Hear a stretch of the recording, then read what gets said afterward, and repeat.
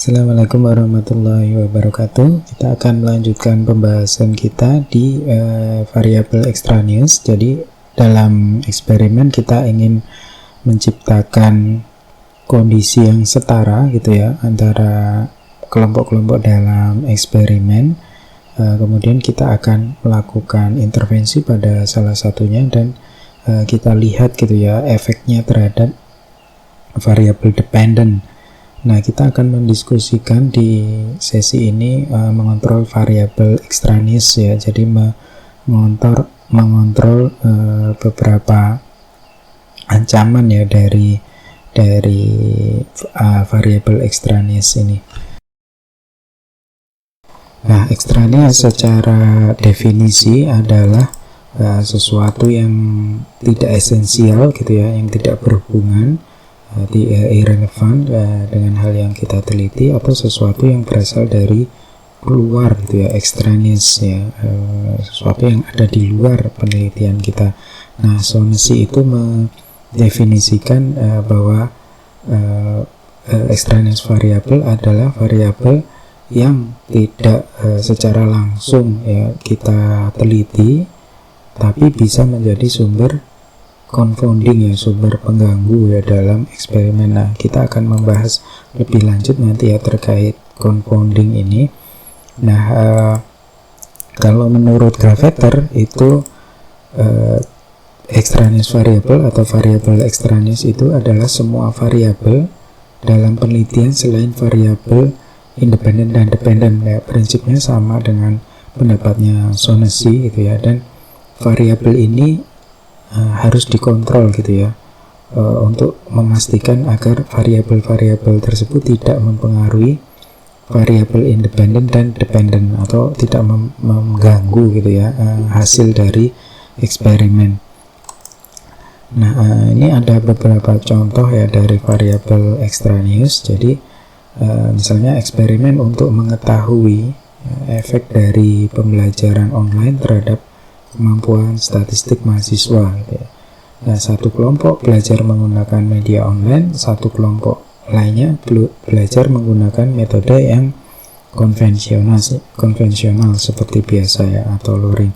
Nah, di sini variabel extraneous, variabel lain selain yang menjadi fokus dalam penelitian tersebut, yaitu pembelajaran online dan kemampuan statistik mahasiswa gitu ya. Jadi variabel extraneousnya bisa yang mempengaruhi keduanya gitu ya, atau fokusnya ke variabel dependennya. Di sini misalnya IQ gitu ya, pengetahuan statistik sebelumnya, adanya sumber belajar lainnya misalnya dari keluarga, tingkat sosioekonomi ya, atau variabel-variabel dari lingkungan gitu ya. Jadi misalnya suhu ruangan. Jadi misalnya di sini satu kelompok itu belajar menggunakan media online, tapi ada perbedaan suhu ruangan dari dua kelompok ini. Nah, ini suhu ruangannya ini nanti akan mempengaruhi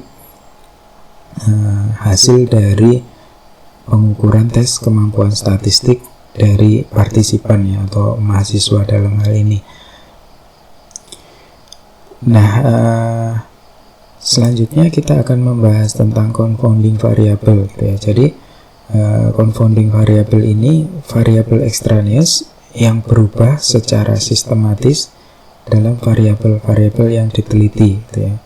Nah, ini sifatnya biasanya tidak teramati dan nanti akan mengganggu gitu ya hasil eksperimen.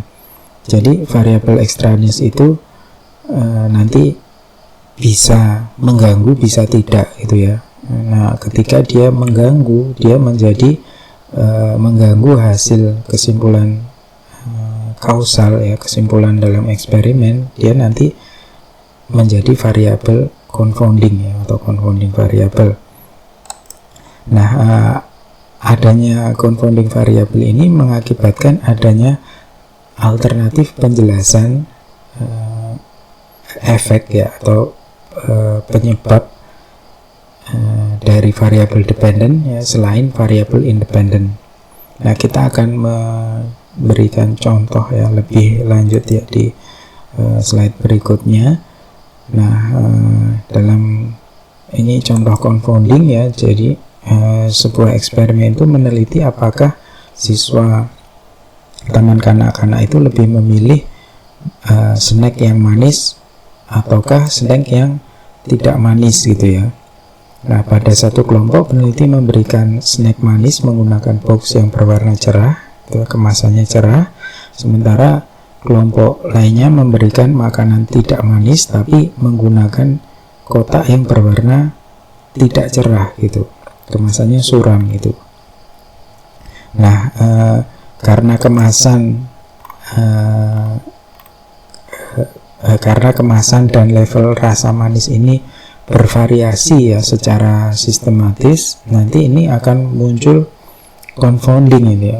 Jadi sulit gitu ya ditentukan ya. Misalnya partisipan itu lebih memilih makanan manis gitu ya.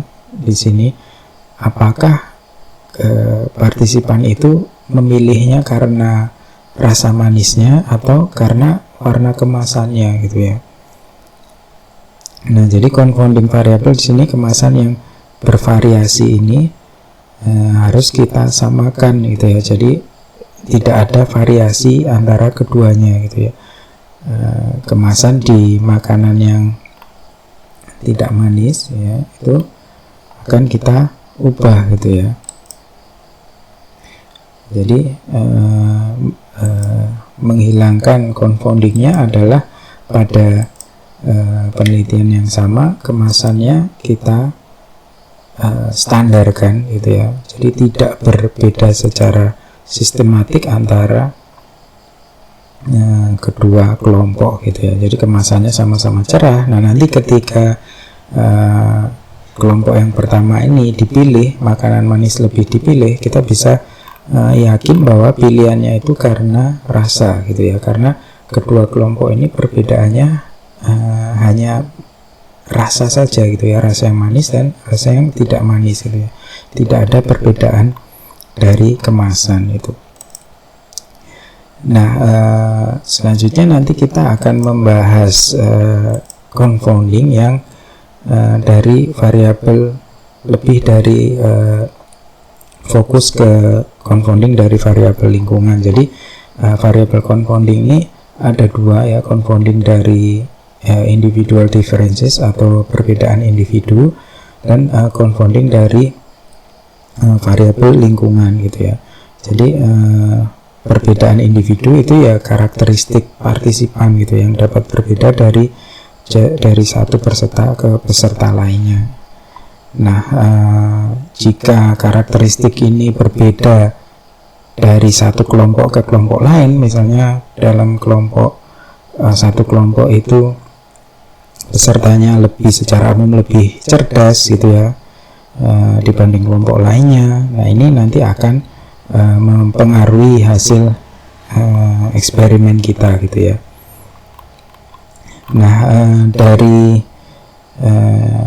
confounding dari individual differences ini secara umum sudah terkontrol ya dengan kita melakukan penugasan acak gitu ya. Jadi kita tidak akan membahas lebih dalam terkait perbedaan individu ya, confounding dari perbedaan individu.